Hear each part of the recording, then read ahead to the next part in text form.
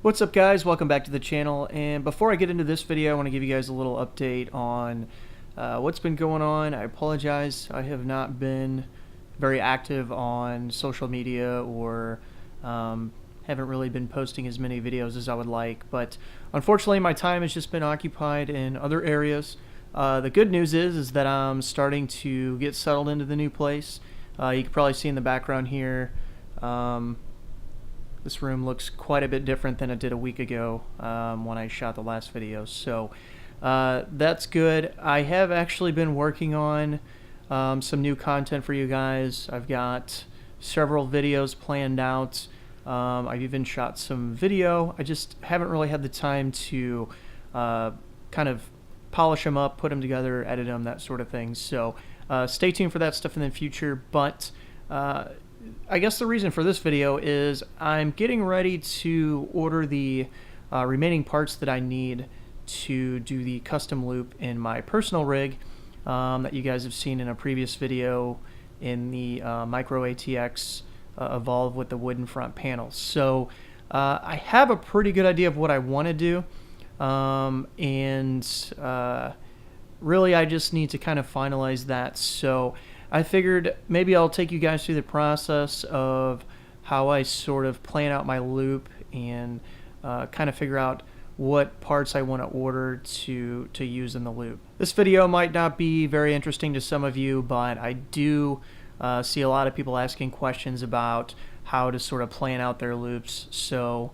I don't know, maybe you can gain some insight or get some ideas for your own personal builds. So yeah, let's get right into it. Here she is, kind of in all of her raw glory, but basically the way I've been running this PC for several months now, you know, just to kind of run you through the specs real quick. It's a 7700K. It is D-lidded. I've got 32 gigs of Corsair Dominator Platinums on the Asus Strix, whatever they call the MATX board, 1080 Ti. I'm actually going to be swapping this power supply out. This is going to go in a different water cooling build that I have coming up that I think you guys are going to like. But yeah, I'm not going to go into too much detail as to the exact components that I plan on using. I do want to kind of leave some surprises for when I complete the build, but just to kind of run you through the overall layout and sort of what I have in mind as far as how I want this this build to go. I know for sure I'm going to be removing the basement shroud, which some of you may think is crazy, but when you see how the build works out, you'll understand why I did it. But yeah, this is going to be completely gone.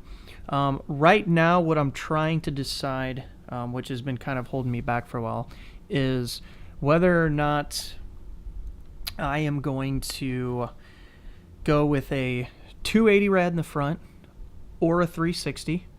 The reason I'm going back and forth on that is 360 obviously is going to get me slightly more surface area for cooling. However, it's also going to take up real estate in both the top and bottom of the case, and this is a Micro ATX case, so obviously real estate is at a premium in here. So still not sure on that. I'm also not 100% sure whether or not I'm going to go with a 30 millimeter fan or 30 millimeter radiator, sorry, or a 45 mil. Now, as you can see, and I don't know how well this is going to show up, but I can just barely squeeze a 45 millimeter radiator in here.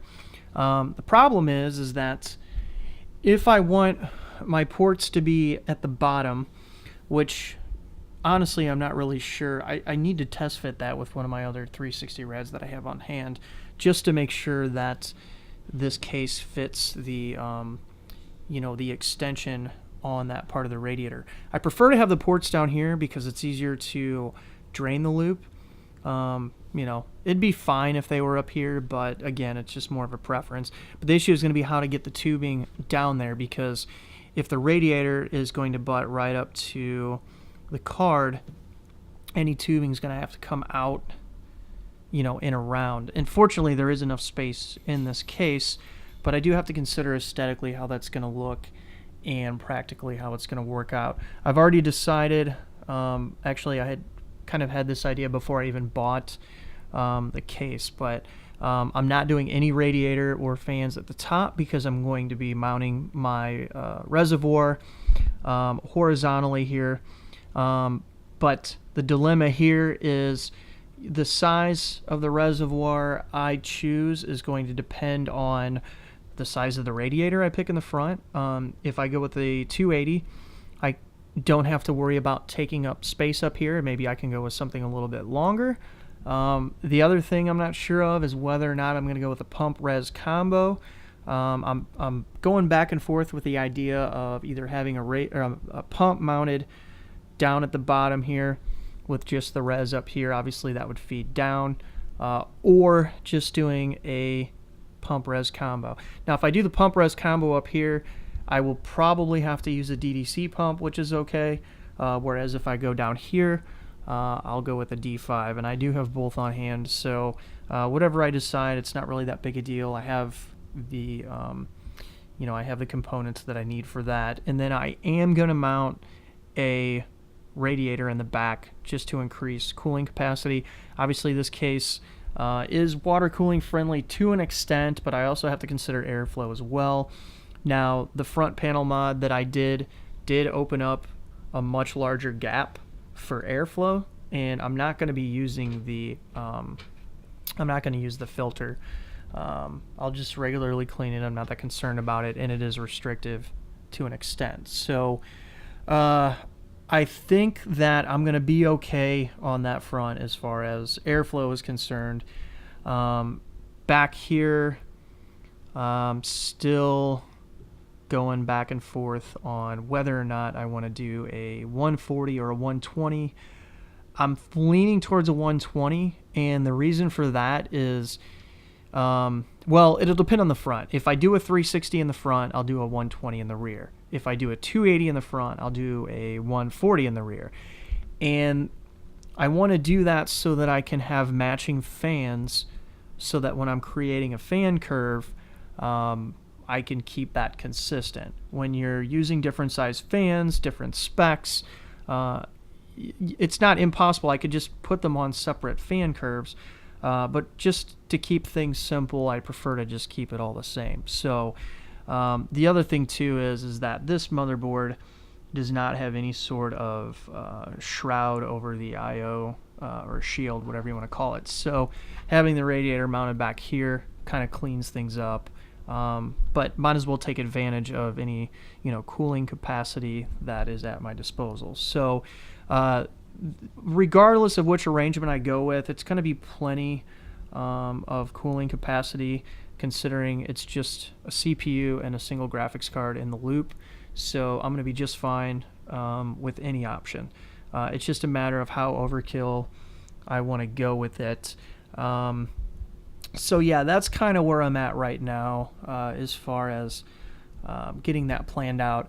I am also going to be putting an Aquero 6XT in here, so that's going to have to get mounted somewhere, which I'll figure that out. I'm not that worried about it. But yeah, just like I said, I'm just kind of rambling on, kind of taking you guys through my thought process here, to sort of give you some insight on how I think about these things. In a perfect world, or I should say, I'm not going to say that. I'll just say that the direction I'm leaning is, I think I want to try to do a 45 millimeter thick 360 rad in the front, with my ports at the bottom to make it easy to have a drain port, and also just make it easy to drain the loop. I'm leaning towards having, considering that's going to come up and take up a big chunk of this space up here, just doing a pump res combo with the DDC pumps, probably what I'm going to be restricted to, but again, that's not really that big a deal, and then the 120 in the rear, but we'll see how that goes. On another note, then this is just sort of a teaching lesson or some advice. I strongly recommend to anyone who is wanting to do a water cooling loop, and you're kind of scratching your head over which components to buy or how to do your loop layout. If you have a case picked out, buy the case as soon as possible. Get the case in your hands, and if you already have all your main components, just install them. Get a feel for what the space looks like with the components installed, and then also use that as a way to start getting some measurements to make sure that everything that you order is going to fit. Now, most cases have the same general layout, so you can almost bet that any typical components are going to fit. However, you could end up with just a generic build, and if you want to put a little bit more thought into it and try to customize and give that build, a little bit of flair, I strongly recommend, again, just get all the components in, get the case in hand that you want to use, and start kind of mocking up some ideas and visualizing how you want to do it. So that's pretty much going to conclude this video. I know it's kind of a lot of rambling, and I hope that some of you enjoyed this. I'm looking forward to any questions you guys might have or any suggestions. If you guys have any ideas that maybe I haven't thought of as far as this loop goes, feel free to drop any questions or comments, suggestions in the comment section below. But other than that, I will see you guys in the next video. And again, stay tuned for some upcoming content. I've got some really good videos planned for you guys, some more how-to videos on both custom sleeving and some water cooling stuff. So hopefully soon I'll have more time for that stuff. But yeah, in the meantime, keep in touch, guys. I appreciate you guys checking out the channel, and I'll see you in the next video.